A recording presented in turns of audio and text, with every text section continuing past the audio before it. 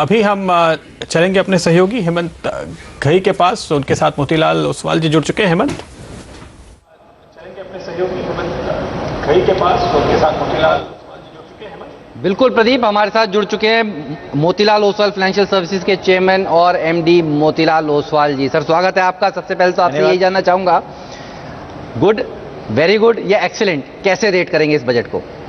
देखिए, capital market के perspective से एक्सीलेंट मैं कहूँगा। ओके, कैसे रेट करेंगे इस बजट को? क्योंकि एक तो हमारे लिए कोई नेगेटिव न्यूज़ नहीं है जी, थोड़ा सा एसटीटी ऑप्शन में आया है, but that's fine, that will impact a very small segment.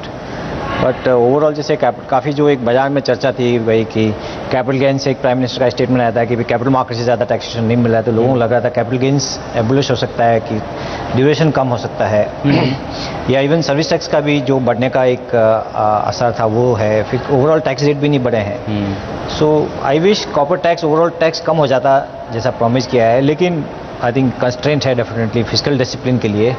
So overall from market perspective एक बहुत आई वुड से मेरे हिसाब से तो बहुत अच्छा बजट है। बिल्कुल। तो आप कह रहे हैं एक्सीलेंट बजट है। मुझे याद है पिछली बार भी आपने जब ये कहा था तो क्या तेजी भारतीय बाजारों में देखने को मिली थी? क्या लग रहा है आपको, नए हाइज के लिए अब तैयार हो जाएंगे? प्री बजट रैली के बाद अब इस बजट को देखकर आपको लगता है पोस्ट बजट रैली भी देखने को मिलेगी? देखिए, रैली रहेगी मेरे हिसाब से, अनलेस कोई यूएस में ट्रम्प साहब कुछ करनी है, मोदी जी अच्छा कर रहे हैं, वहाँ पर हमारे लिए थोड़ा सा एक टेंशन है।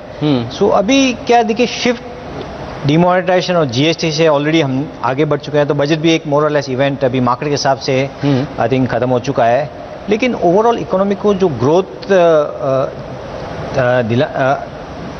बढ़ाने की जो एक बात हुई है ना, आप देखेंगे कि रूरल सेक्टर में करीब 24% ओवरऑल ज़्यादा खर्चा होगा।